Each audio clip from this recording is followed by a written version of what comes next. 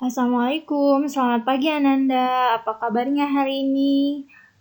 Semoga Ananda semua selalu dalam keadaan sehat dan bersemangat ya. Hari ini kita mulai pembelajaran di bab pertama, yaitu mengenai objek IPA dan pengamatan. Yuk kita mulai pembelajarannya.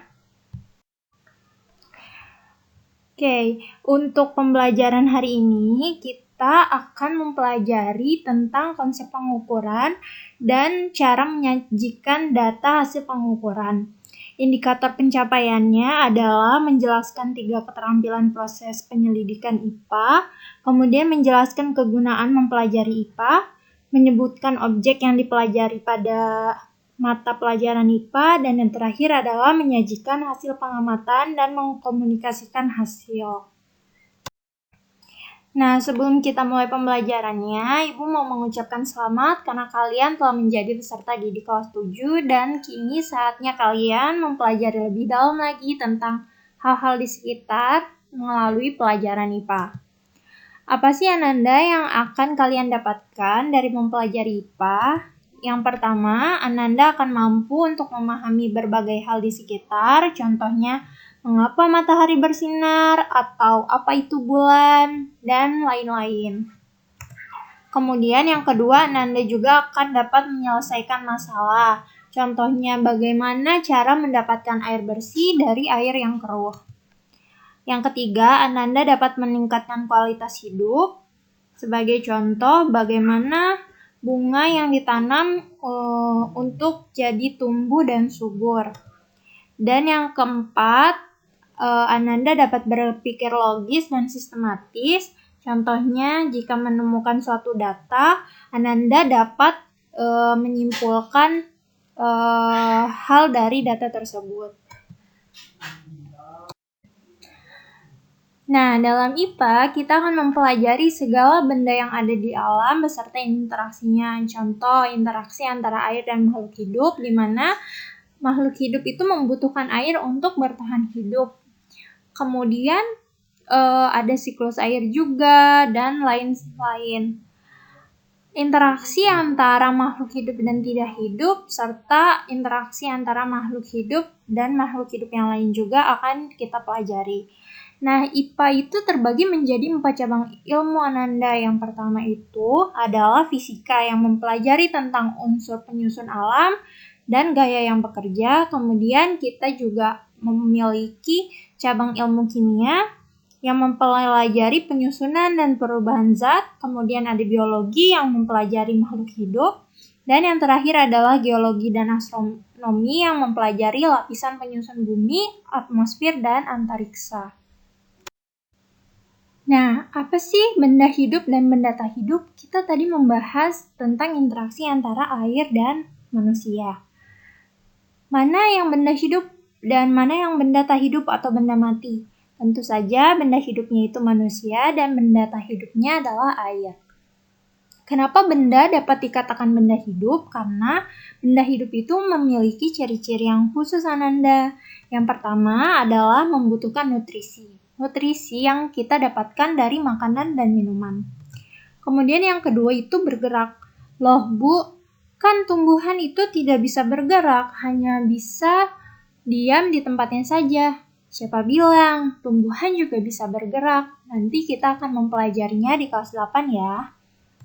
Kemudian yang ketiga dapat bereproduksi atau dapat memiliki keturunan.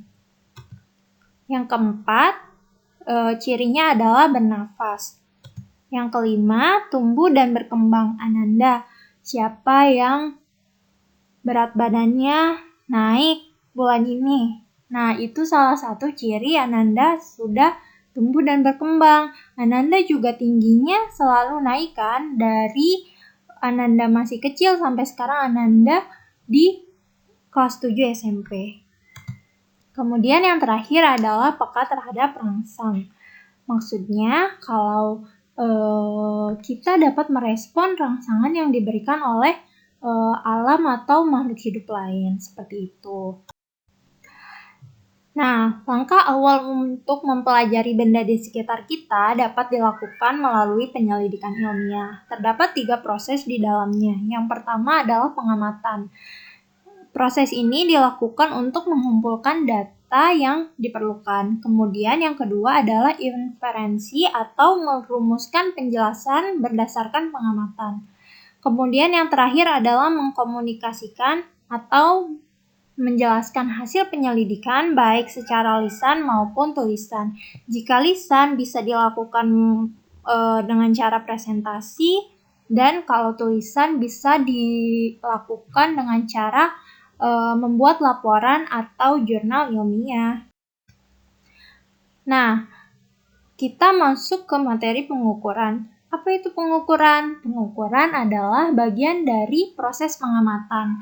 Pengukuran yang Anda lakukan itu merupakan kegiatan membandingkan besaran yang diukur dan alat ukur yang dipakai sebagai satuan. Nah, kemudian besaran itu merupakan sesuatu yang dapat diukur. Jadi, Ananda nanti ada objek-objek pengamatan di IPA yang dapat diukur dengan pasti dan yang tidak dapat diukur. Contohnya, misalnya kita mau melakukan pengamatan pada tubuh manusia.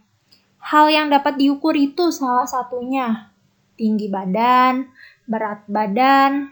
Tapi yang tidak dapat diukur contohnya adalah cantik, pintar, kemudian warna kulit. Itu sesuatu yang hanya dapat diamati tapi tidak bisa diukur dengan alat ukur yang pasti. Dan satuannya pun tidak ada, seperti itu.